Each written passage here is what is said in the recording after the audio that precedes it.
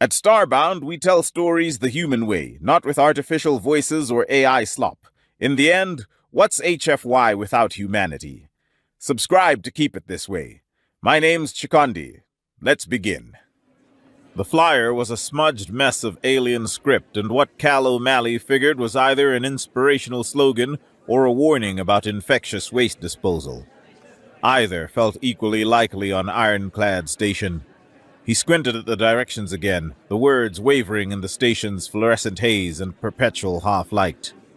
Clear Path Collective, second day, 1900 hours, behind Lynn's Eternal Laundromat.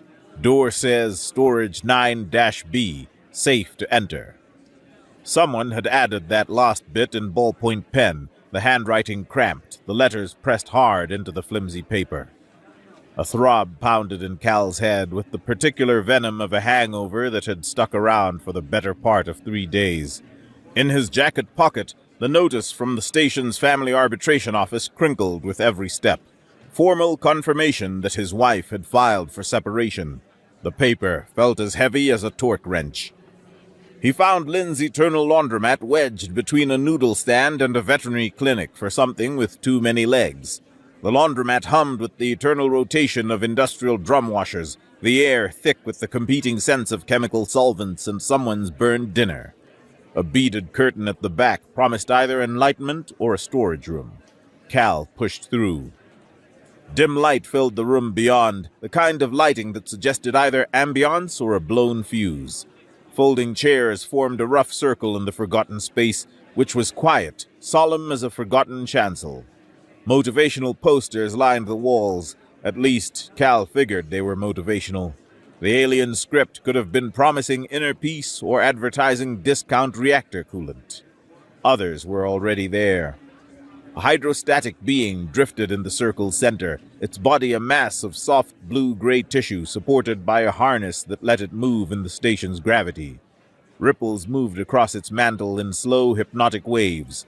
Around it sat 3 others. A massive creature covered in moss, slumped in a chair that groaned under its weight.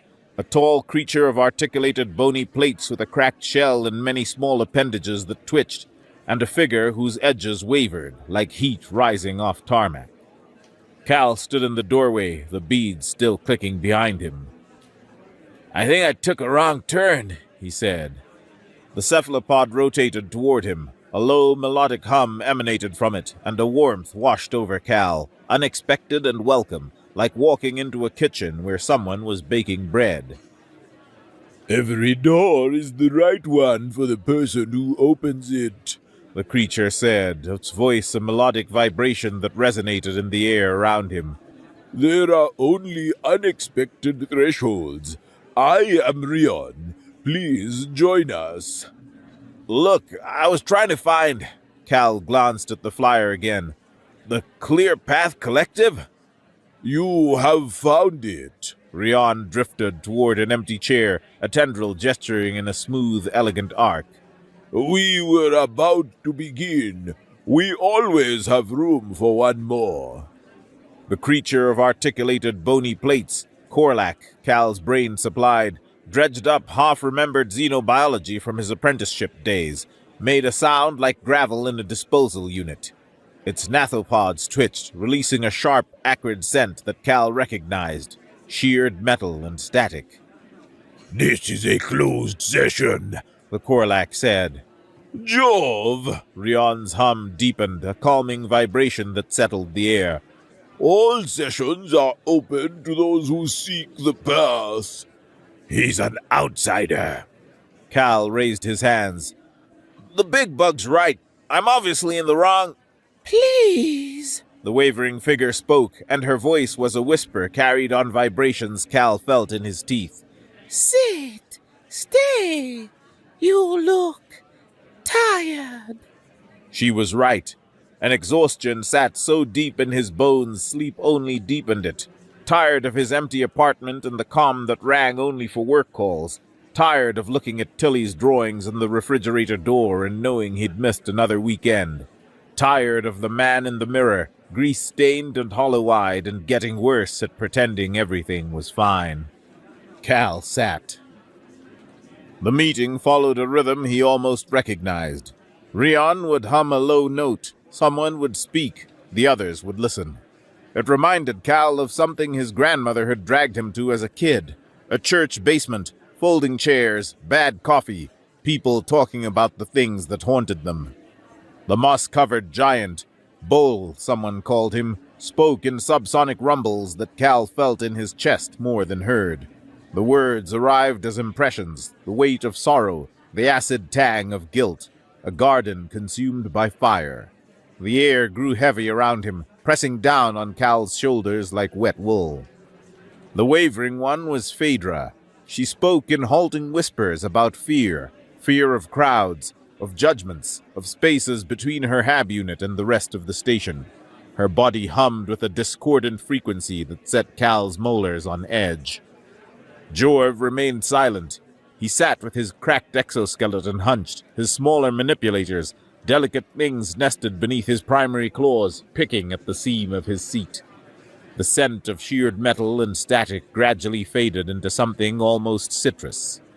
After a moment, Rion focused his attention and a soft vibration on Cal. "We have a new friend with us tonight," he said. "Would you like to share what brought you through that door?" Every eye and an array of analogous sensory organs turned to him. Cal cleared his throat. Look, to keep it brief, I'm just trying to stop hitting the bottle, Get my head straight. Silence. Jorv's nathopods twitched. Hitting the bottle? Yeah, drinking. Too much. Cal rubbed his face with calloused hands. I'm just trying to lay off beer is all. Beer? Yeah? Alcohol? The silence changed. It became something dense and brittle, like the moment before a hull breach. Phaedra's hum climbed several octaves. Bull's subsonic rumble shifted to something that vibrated Cal's bones with a disquieting frequency. Rion emitted a rapid sequence of complex, overlapping notes that grated on Cal's nerves. Jorv rose from his chair. He was taller than Cal had realized. 8 feet of sclerotized plates, his posture rigid, his cracked exoskeleton catching the dim light. His primary claws slammed the coffee table hard enough to crack the laminate. "You call it beer?" Cal scrambled back. "Hey, what the—" "The Soul Eater." Bull's voice was a continual rumble, the words pressing against Cal's eardrums. "The Amber Poison, Ethos-9, classified corrosive. You drink it casually." The substance we gather here to resist, Phaedra whispered, her form shimmering more intensely with each word, is fatal to our kind. A single exposure creates a euphoria so profound it masks the decay. The cells begin to break down, the nervous system follows, and still the craving grows. Cal's hangover asserted itself with a fresh wave of nausea. "Wait, you're telling me alcohol, beer, whiskey, the stuff we make from grain and fruit, is a Class 4 corrosive toxin," Rion said, his resonant hum settling into a steady, calming tone. "Possession carries a mandatory sentence. Distribution is a capital offense in 53 systems. And you—" "I drink it." Cal stared at his hands, the hands that had opened 1,000 beer bottles, raised 1,000 glasses. "For fun. I mean, not fun exactly. Not anymore. But yeah, humans drink it. All the time. We've been doing it for thousands of years." Jorv's nathites clicked in rapid staccato. "Your species is insane." "I'm starting to agree with you." Rion drifted closer, his resonant hum shifting through complex tonal sequences that defied Cal's understanding. "You are here because you wish to stop?" "Yeah." Cal let out a long, ragged breath. "Yeah, I am." In that case, you are in the right place.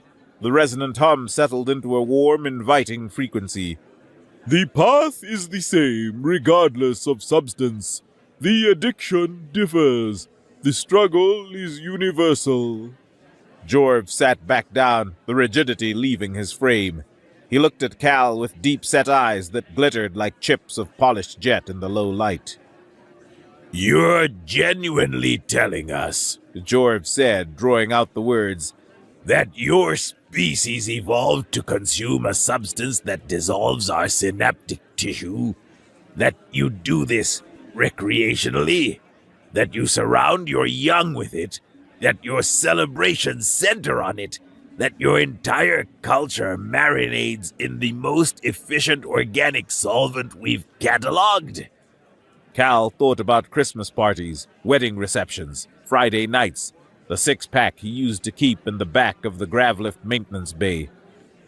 Pretty much, yeah. Jorv made a sound somewhere between a laugh and a death rattle. Humans. Bull agreed, and the subsonic rumble carried a new tone, one of awe. The meeting gradually broke up. Cal found himself standing outside the laundromat, breathing station air that tasted of industrial lubricant and noodle broth. The pounding in his head persisted, joined by a small, strange sensation he couldn't place. He'd spent his whole life surrounded by people who understood alcohol, who shared drinks with him, enabled him, commiserated with him. For the first time, he met beings who looked at beer and saw poison. These aliens looked at him like he was a biological anomaly, a creature who could ingest death and survive. And somehow, that made the beer less appealing. His comm buzzed. Jenna's name lit up the screen. He stared at the name for 3 full seconds before answering. Cal? Her voice was professional, clipped, the way she talked to difficult vendors. I'm calling about the visitation schedule for Tilly. Yeah, of course. He leaned against the bulkhead, watching unfamiliar species shuffle past on the main concourse. What's the situation? We need to coordinate the handoffs. My mother's place is a school transport stop nearby, so I was thinking... Whatever works for you. I can be flexible. A pause. In that pause lived 3 years of marriage, 1,000 dinners, a daughter with his eyes and her mother's stubbornness. You sound tired, Cal. Long shift. Right. They spoke like 2 strangers arranging a cargo transfer. That's Thursday, then, Jenna said. 6 o'clock. Be on time. I will. Cal? He waited. Nothing. Just be on time. She disconnected. Cal stood there for a long moment, the comm screen dark in his hand. In his quarters, a cramped rectangle that smelled of coolant and stale air, he pulled up the picture of Tilly he kept on his workbench. She was 6 in this photo, missing her front teeth, grinning at the camera with the joy of someone yet to learn that the world could hurt you. He'd been drinking when someone took this picture. He remembered that now. Only the familiar numbness he'd wrapped around himself like a blanket. He'd been drunk, and Tilly was oblivious, and Jenna had watched him with eyes that were already planning their exit. The picture blurred. Cal wiped his face with the back of his hand and told himself it was just the dry, filtered station air irritating his eyes. Second day came again. Cal pushed through the beaded curtain. The room was fuller than before. Phaedra had made it. She sat in the corner, her form giving off a faint, wavering shimmer, but she was here. Bull occupied his usual spot, the moss on his shoulders catching the dim light in shades of green and gray. Jorv hunched in his chair, still as a gargoyle. Rion's low hum pulsed with welcome as Cal took his seat. The topic tonight was fear. It was Phaedra's turn to speak, but she sat frozen, her hum climbing toward frequencies that made Cal's fillings ache. I can't, she whispered. There are too many. I thought I could, but the corridors were so full, and everyone was looking at me, and I could feel them judging. You face It's only acceptance here, Rion said. I don't need to. I judge myself. Enough for everyone. Cal found himself reaching for his work-handy terminal, the battered tablet he used for maintenance schematics. He acted on impulse, his fingers tapping the terminal screen. Hey! He pulled up the station layout. Phaedra, look at this! She turned toward him, her form wavering more intensely. See this corridor here? Maintenance access 9 through 12. Service workers only. At most 3 people at a time. They're usually too busy complaining about their supervisors to notice anything else. He traced a route on the screen. You take the lift to sublevel 4, cut through the recycling hub. It smells terrible, but it's empty after 1800. Then follow the yellow conduits. They run right behind this wall. He tapped the room around them. Whole trip, maybe 15 minutes. 0 main concourses. Phaedra's harness caught the light as she leaned forward. You mapped this? For me? It's just logistics, Cal shrugged and dropped his gaze to the floor. I'm good with routes, systems, things with moving parts. Thank you. The words hit him harder than they should have. He was accustomed to thanks only for keeping gravlifts running. Rion observed with a slow, complex series of reasoning notes. You have a gift, Cal. You see systems where others see chaos. I see problems that need fixing. Is that not the same thing? Cal fell silent. The week passed in the familiar rhythm of work and solitude. Cal replaced a failing gyro-stabilizer on level 9, diagnosed a phantom vibration in the cargo lift shaft, and ate alone in his quarters, the same nutrition bars he'd been surviving on since Jenna took the cooking supplies. Thursday came. He arrived at Jenna's mother's place exactly on time, his best attempt at a clean shirt, and Tilly exploded through the door. Daddy! She hit him like a small, determined missile. Cal caught her, lifted her, and for a moment the universe shrank to only the weight of his daughter in his arms and the smell of her shampoo. Hey, Tilly Bug. Mom said you might be late, and I knew you'd be on time. She pulled back to look at him with those eyes, his eyes, but better, brighter, still alight with trust. Are we going to get ice cream? If your mother says it's okay. Jenna appeared in the doorway. She looked tired in a way that matched him, but her posture was rigid, a guard that had replaced the ease she once had. Ice cream's fine. Have her back by 8. 8. Got it. They stared at each other. 2 people who had once known every secret the other possessed, now strangers sharing a child. Daddy, come on! Tilly tugged at his hand. The ice cream place closes early. The ice cream was good. Tilly talked the entire time, about school, about her friend Dev who could make his ears wiggle, about the drawing she was making for him, which she'd nearly finished and would be soon. Cal listened with an attention he'd rarely given anything except machinery. He was fighting for this small person who still believed in him. After he dropped her off, Jenna's silent nod the only acknowledgement, he walked back to his quarters through the station's night cycle, the artificial darkness pressing in. He could use a drink. The thought arrived uninvited, as it always did. Just one, to quiet the noise in his head. He'd been good all week. He deserved something. The bar on level 3 had a sign that glowed amber in the dim corridor, the color of whiskey, the color of forgetting. Cal stood outside for a long time. Rion's advice was simple. When the craving speaks, let someone else answer. Cal pulled out his comm. He held his finger over Rion's contact. This is stupid, he thought. It's just a drink. One drink. You're not even an alien. This stuff is harmless to you. But it was, just slower. A poison that left your cells intact while it killed your life piece by piece. Your marriage, your relationship with your daughter, your ability to meet your own gaze. He pressed the contact. Cal! Rion's voice was immediate, warm. I was hoping you'd call. Talk me out of this. Where are you? Level 3. Outside Grogan's. His hand trembled. He shoved it in his pocket. I dropped off Tilly, and I could use something, just to quiet my head.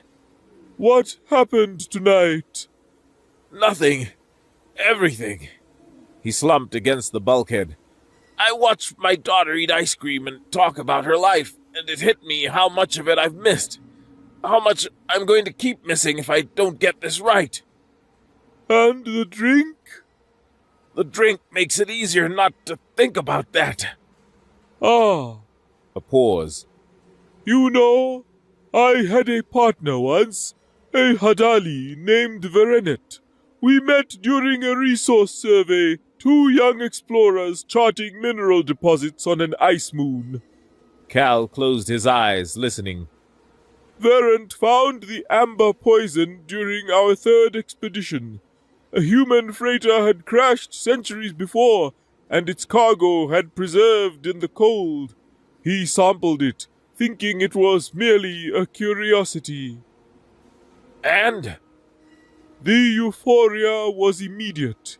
He described it as swimming in light. His own hum burst into harmonies more beautiful than anything I had ever heard. His voice grew softer. Its effects remained hidden at first. We failed to understand. By the time the withdrawal started, the damage was already irreversible. I'm sorry. The pain of losing him, it endures, Cal. It lives in me, a permanent resident in the hollows of my memory. But standing here, helping others walk the path that remained hidden from him, that is how I honor him. That is how the pain becomes purpose. Cal opened his eyes. The bar sign still glowed amber, but it was dimmer now, smaller. I don't know if I can do this. You don't have to know. You just have to choose. Again and again, for as long as it takes. Every choice to stay clear is a victory, even if it doesn't feel like one. Is that supposed to be inspiring? It's supposed to be true. Inspiration promises triumph and transformation. The truth is simpler. You survive one moment, then the next, until the moments accumulate into something that looks like healing. Cal let out a breath. I'm not going in. No? No. He pushed away from the wall. I'm going to eat a nutrition bar that tastes like disappointment, and I'm going to stare at the ceiling, and I'm going to feel like garbage. But I'm staying out here. That, Rion said, is exactly what getting better looks like. The next second day, Jorv announced that he'd lost his job from his menial cargo-loading position. Threatened to disembowel a supervisor, he said, his nathites clicking sharply. He accused me of stealing cargo manifests. I merely explained in detail what I would do to his thorax if he repeated the accusation. Jove! Rion's resonant hum tightened into a sharp, dissonant chord. We've discussed impulse control.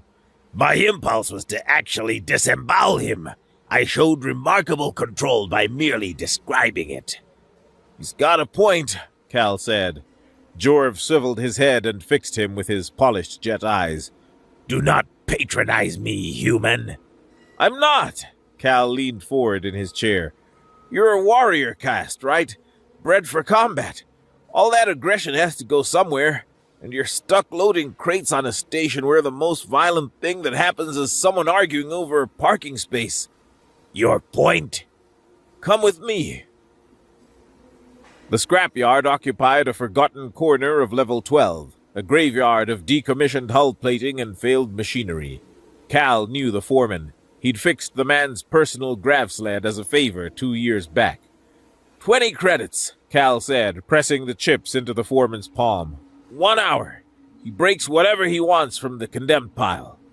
The foreman looked at Jorv, 8 feet of sclerotized plates, every line of him tense and coiled, and shrugged. Liability's on you. Cal handed Jorv an industrial sledgehammer. The Korlak's massive claws closed around the handle, a perfect fit. That pile there, Cal pointed to a mound of ship plating destined for recycling. Go nuts!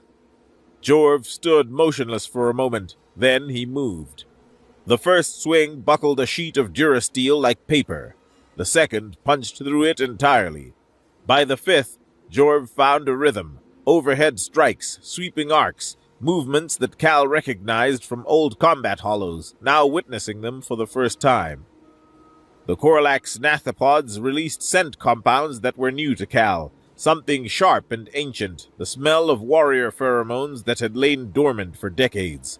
His cracked exoskeleton caught the yard's harsh lights as he demolished metal, each strike landing with devastating accuracy. An hour later, Jorv stood amid the wreckage, his breathing heavy, his posture transformed. The constant tension in his shoulders eased, and he stood taller. This, he looked at the devastation around him, then at Cal. This was satisfying. Yeah, well, Cal shrugged. Sometimes you need to break things. You understand. I fix things to avoid fixing myself. You break things because your body is a weapon built for war that has ended. We're similar in a way. Jorv made that sound again, the laugh that might have been a death rattle. For a creature made of meat and water, you are occasionally tolerable. High praise from a bug. I will choose to interpret that as affection rather than an insult worth killing you over. Appreciate it. Buoyed by success, Cal applied his problem-solving skills to a larger challenge. He spent 3 days crafting a schedule. Every variable accounted for, every contingency planned. Tilly's school calendar, Jenna's work shifts, station maintenance schedules, backup caregivers, transportation logistics. He compiled it into a comprehensive document with color-coded charts and timeline projections. He sent it to Jenna with a message that read, I've worked out an optimized visitation framework. Let me know your thoughts. Her reply came 12 hours later, a single sentence. She's our daughter, Cal, not a faulty conveyor belt. Stop trying to optimize me. He read it 9 times. The 8th time, he threw his comm against the wall hard enough to crack the screen. The 9th time, he sat on his bunk, stared at the ceiling, and her words sank in. She was right. He'd treated their entire relationship like a technical problem, something he could solve with enough analysis and planning. He had always assumed what she needed. He'd just assumed that if he could make the logistics perfect, everything else would follow. He did that their whole marriage. Fix the plumbing, ignore the flood, calibrate the systems, disregard the screaming alarms, optimize the schedule, and miss that schedules were the wrong problem. He would need more than a sledgehammer for this. The following second day, Rion asked Cal to share something personal. I've already shared. About the drinking. You shared a problem. I'm asking for something else. Something about you, beyond what you are fighting. Cal shifted in his chair. The group's attention felt heavier than usual. I don't know what you want. Anything. A memory, a passion, something that brings you joy. Joy? Cal let out a bitter laugh. I've been a little short on that lately. In that case, tell us what used to bring you joy. He thought about it. Tilly, obviously.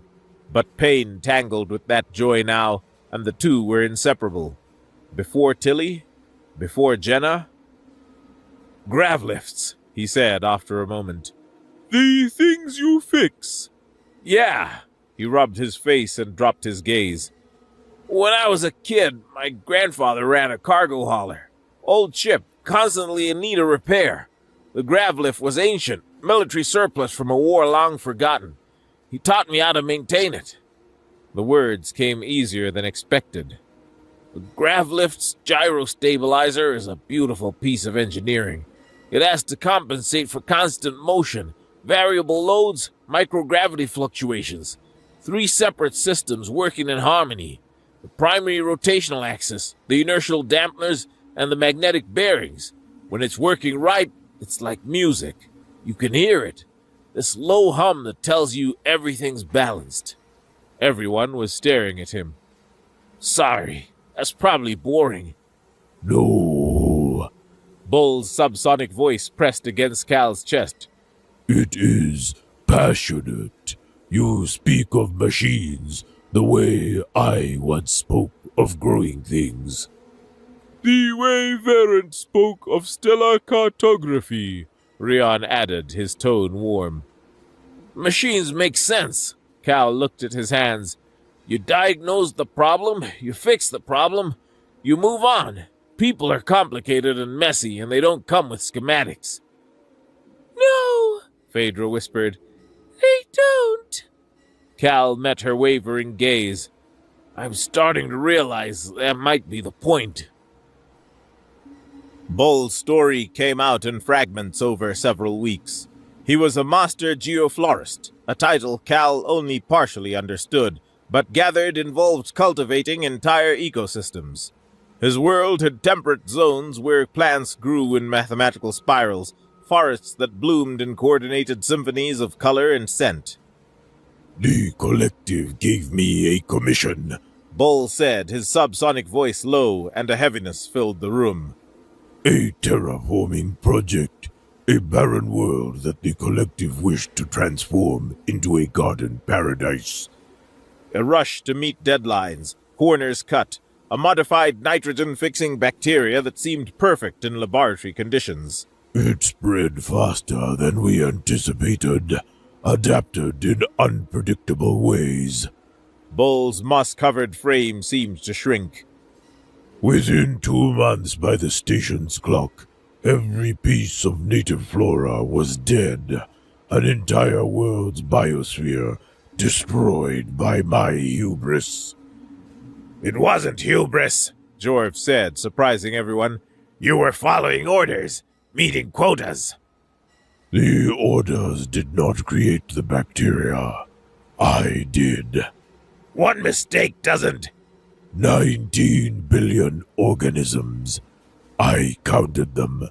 Every species, every subspecies, every variant lost forever because of my impatience. The room grew quiet.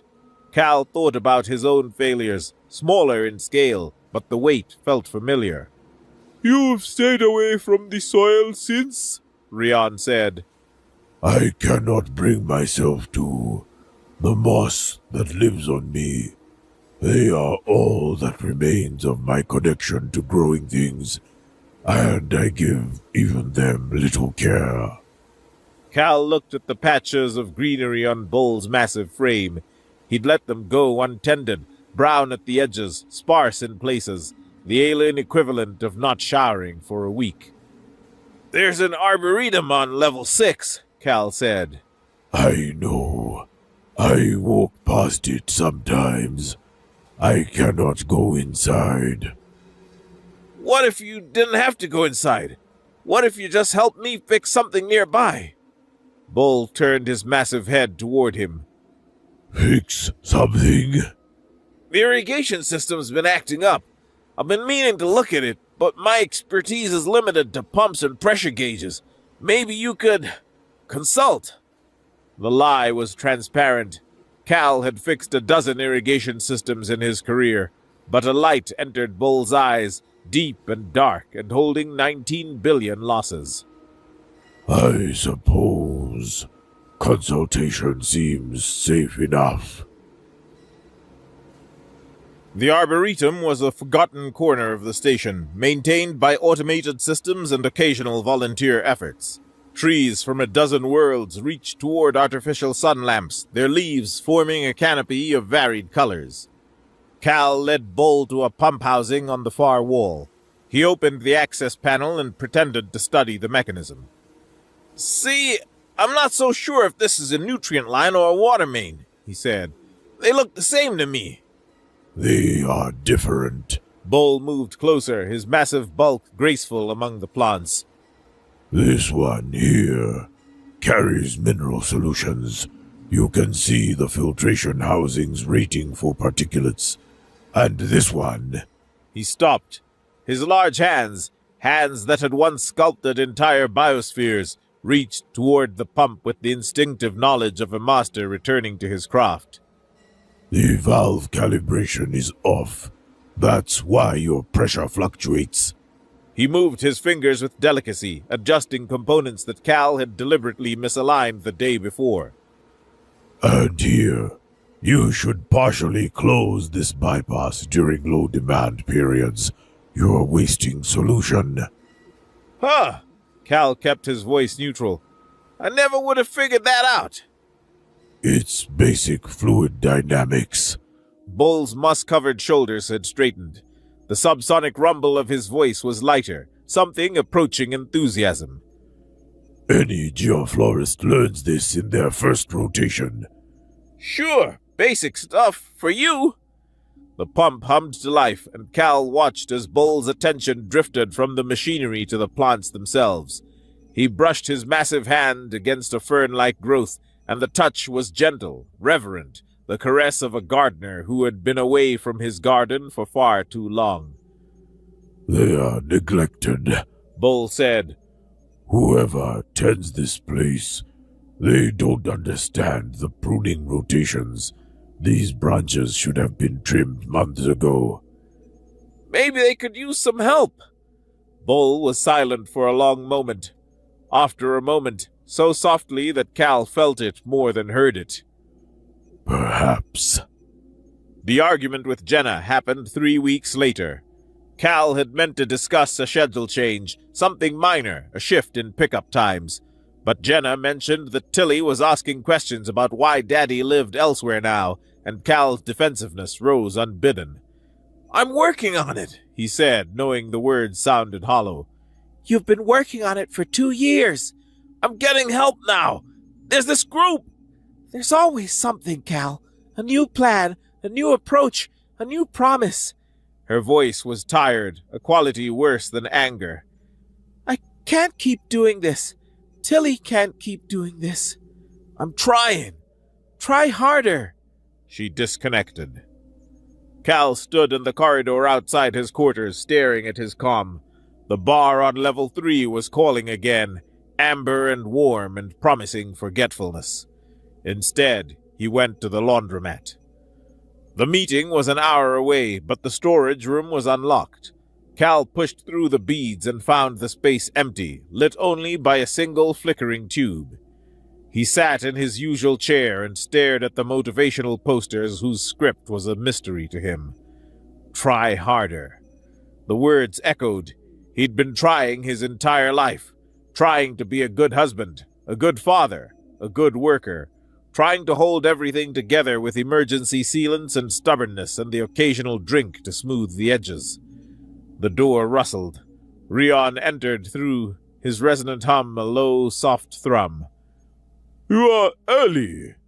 So are you. I come here to think sometimes. Rion settled into his usual position.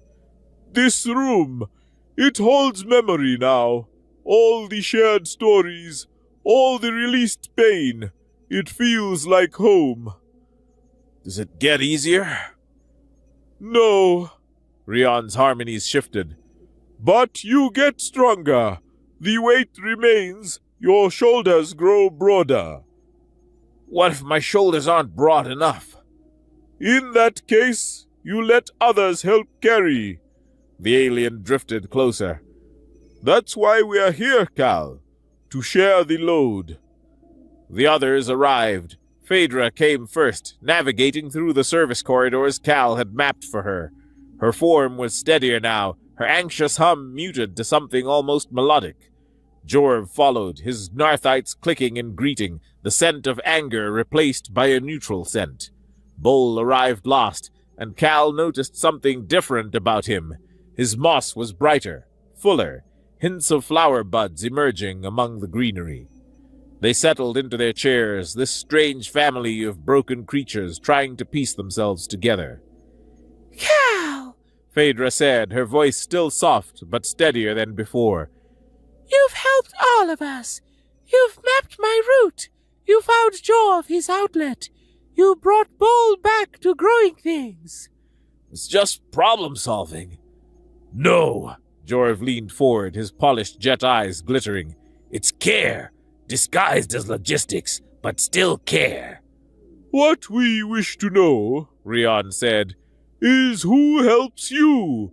You've shared your problem, but you've kept your pain hidden. You fix everyone else while remaining broken yourself. I'm fine. You are the worst liar I have ever encountered, Jorv said, and I've served with career politicians. My field emitters, Phaedra whispered. they respond to emotional tones. When you walked in tonight, the dissonance was overwhelming. Your pain is louder than you realize. Cal looked at each of them, these aliens who had become something that surprised him. Friends, family, maybe. I don't know how to do this. Do what? Ask for help. The words tasted foreign. My whole life, I've been the one who fixes things, the one who figures it out. Asking for help means admitting I can't handle it, and if I can't handle it, what good am I? You are good because you exist, Bull rumbled. Functionality does not measure your worth. Easy for you to say. No, The subsonic weight pressed against Cal's chest. it is the hardest thing I have ever said, because I believed the same lie once. I believed my worth was in what I created, and when my creation failed, I thought my worth was zero. The moss on Bull's shoulders rustled. I am learning otherwise, gradually, with help. A knot formed in Cal's throat. I need to talk to Jenna. Yes, Not to give her a schedule, not to fix a problem, just to talk. To tell her the truth about how terrified I am. what scares you most? That she'll see I'm still the same person. That all this, He gestured at the room, at them. is just another plan, another approach, another promise. That I haven't changed at all. Have you changed? Rian asked. Cal thought about it. Truly thought. I haven't had a drink in 6 weeks. That's avoidance, not change. I called you instead of going into the bar. Closer. He struggled. I'm sitting here, telling you this, admitting that I'm scared and I don't have answers and I don't know how to do any of this. He met Rian's gaze. I've never done that before, with anyone. That, Rian said, his resonating hum warming into a clearer golden tone. is change. They prepared him like a squad preparing for deployment. Jorv gave him a pep talk that was equal parts terrifying and inspiring. You are facing a superior opponent, The Korlak said, his nathites clicking with emphasis. She knows your weaknesses, your patterns, your evasion tactics. You cannot defeat her with strategy. You must meet her with honesty, which she will not expect. Strike first with vulnerability and maintain the initiative. This is the weirdest motivational speech I've ever received. Adaptation is the warrior's greatest weapon. Now stop being a coward. Phaedra helped him find a shirt clean of grease and still holding its color. Her hands, shimmering with the same instability as the rest of her, adjusted his collar. The light seemed to bend around her, refracting into subtle rainbows. You are not a bad person. She whispered. You are a person who has done bad things while trying to be good. There is a difference. What's the difference? The trying. Bull presented him with something small and green, a sprout in a tiny container, its leaves unfurling toward the light. From the Arboretum. The massive alien rumbled. A symbol. It does not matter where the seed has been, only where it grows. Cal held the small container in his calloused hands. The sprout was resilient, hardy, somehow alive despite everything. I don't know what to say. You will find the words, or they will find you. Rion drifted closer, his resonating hum shifting through sequences Cal had learned to read as encouragement. We will accompany you, not to interfere, just to be present. You don't have to. We want to. Jorv's nathopods released a scent new to Cal, something warm, like bread baking. You are one of us now, human. We do not abandon our own. They walked through the station as a group. The human, the cephalopod, the Korlak warrior, the shimmering scholar, and the moss-covered gardener. Other species moved aside, watching with confusion and curiosity as the unlikely procession made its way toward the residential levels. A frantic rhythm pounded in Cal's chest. His palms were slick with sweat. The Sprout's container felt fragile in his grip. Jenna's mother's apartment was 3 corridors away. 2. 1. The door. He stopped.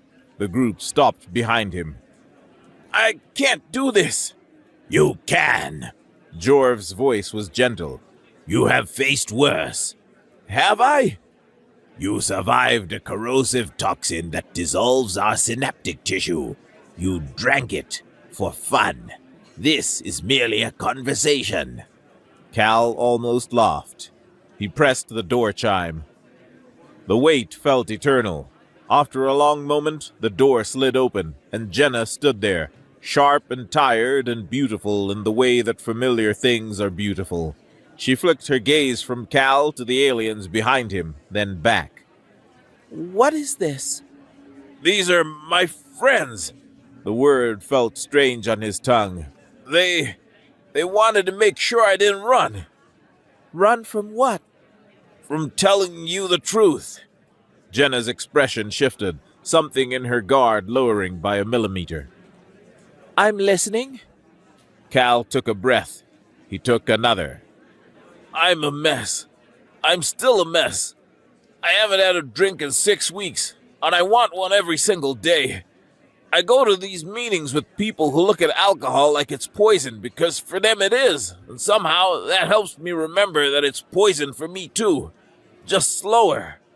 The words tumbled out, unstoppable now. I've spent our whole marriage trying to fix things, schedules and logistics and systems, because those make sense to me, and people don't. I treated you like a problem I could solve instead of a person I could love, and I'm sorry. I'm so sorry. Jenna's jaw tightened, but she remained silent. I don't have a plan, Cal continued. I don't have a schedule or a framework or a 12-step optimization chart. I just know that I love you, and I love Tilly, and I'm terrified that I've broken everything too badly to fix. But I'm trying, really trying to actually change instead of optimizing or managing or controlling. He held up the sprout. Bull gave me this. He said it doesn't matter where the seed has been, only where it grows. Bull? The big one, with the moss. Jenna looked at Bull. Bull rumbled something subsonic that made the air feel warm. They're your support group? Yeah. Your support group is aliens? Apparently, I relate better to people who aren't actually people. Cal shrugged helplessly. Story of my life. Something flickered in Jenna's eyes. Forgiveness still felt distant, perhaps unreachable, but something. Understanding, perhaps. The beginning of understanding. Cal. The sound of a school transport docking interrupted whatever she was about to say. Doors hissed open down the corridor, and then came the pattering of small, determined footsteps. Betty! Tilly appeared around the corner at full speed, her backpack bouncing, her face alight with joy. She kept her pace at the sight of the aliens, giving them just a passing glance. She crashed into Cal's legs and wrapped her arms around him with the fierce strength of an 8-year-old who still trusted her father completely. Cal dropped to his knees and held her. really held her with an honesty that cleared away the alcohol, the walls, the strategic emotional distance. Just a father and his daughter and the simple, devastating truth of how much they loved each other. "Hey, Tillybug," I knew you'd come. his daughter's voice muffled against his chest. I told her you'd be here. I knew it. A tear traced a path through the grime on Cal's cheek. He let it fall. "I'm going to keep coming," he said. "Every time. I promise." Pinky promise? He extended his little finger. She wrapped hers around it, the sacred contract of childhood. "Pinky promise." Jenna watched them with an unreadable expression. Complex, layered. The old wounds visible in her eyes, but also something else. Something that looked like the first crack in a long winter's ice. I do all the work, she said. and she's still a daddy's girl. The words were a tease, gentle and familiar, the old rhythm of their banter, before everything had gone wrong. Cal looked up at her. "She has good taste." Jenna's lips twitched into something close to a smile. She looked past him at the aliens, Jorv with his cracked exoskeleton and a warrior's potent stillness, Phaedra shimmering, Bull massive and moss-covered and now fascinating to Lily, and Rion drifting, his warm, resonant hum filling the space. She let her gaze linger on them, noting how they stood back, a silent, supportive wall that gave him space instead of crowding him. Less an entourage, they were a foundation. Well, Jenna said. leaving you all standing in the hallway would be rude. She stepped aside and opened the door wider. Come on in. Cal looked back at his friends, his family, because they had become his family, this unlikely collection of broken creatures held together by shared pain and stubborn hope. Jorv clicked his nathites in a short, sharp sound of assent. Phaedra's wavering steadied to a gentle, constant shimmer. Bull's subsonic voice rumbled softly against Cal's chest. Rion's hum cycled through the warm, welcoming harmonies Cal had come to recognize. Cal turned back to Jenna. "Don't strain yourself with the hospitality. I know I'm on thin ice." She snorted, an actual, honest laugh hiding inside that sound. The ice is so thin it's steam, O'Malley. Don't you forget it. "Never." They filed inside, the human fixer, the salaphopodic facilitator, the warrior in a time of peace, the scholar who had found her voice, and the gardener learning to grow again. Jenna's mother appeared from the kitchen, took one look at the procession, and added more plates to the table in silence. Some things transcended species. Tilly had attached herself to Bull, fascinated by the moss and the flowers budding across his shoulders. Are you a garden? She asked with the directness only children possess. In a way, Bull rumbled. we all are, I think. We all have things growing inside us. I'm growing a bean in class for science. That is an excellent beginning. Cal found himself at the table between Jorv and Jenna. The Korlak's massive form took up 2 seats, and he was handling the silverware with his secondary manipulators, those delicate appendages that his warrior caste was bred with, now finding peaceful purpose. Your offspring is loud, Jorv observed. All human offspring are loud, Cal said. It's how they survive. Can't ignore something that screams that much. a valid evolutionary strategy. Jenna passed a bowl of something that smelled like actual home cooking, real food, a welcome change from nutrition bars. So, She said, her tone hovering between suspicious and curious. you're all in recovery? We all struggle with the amber poison, Rion confirmed. And my husband's support group is aliens who think beer is lethal. It is lethal. Phaedra whispered. To us. Jenna stared at Cal. You joined a support group where everyone's afraid of something you could buy at any corner store? Seemed appropriate. Cal served himself some of whatever's Jenna's mother had made. They look at alcohol like it's the most dangerous substance in the galaxy. Because for them, it is. Somehow that helps. Jenna was quiet for a moment.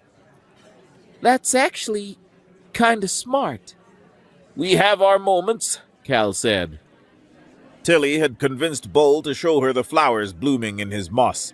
The massive alien bent low, moving with care to protect everything, while Tilly touched the petals with the gentle curiosity of her age. They're so pretty. Can I have one? They're not mine to give, Bull rumbled. they grow where they choose, but perhaps one day you could grow your own.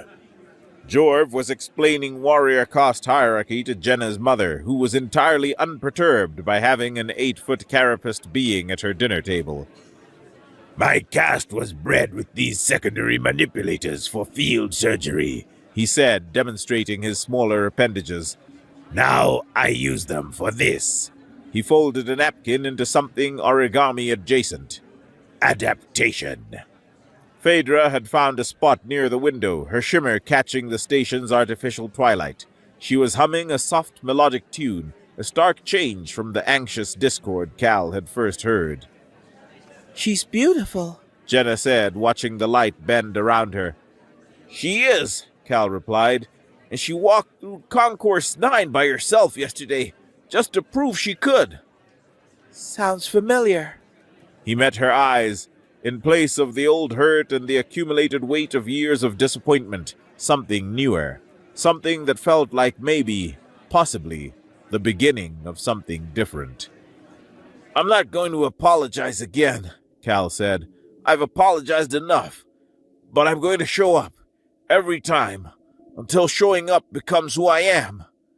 That's a big promise. Pinky promise. Jenna's lips twitched again. We're too old for pinky promises. Tilly doesn't think so. Tilly's 8. And we could learn a lot from her.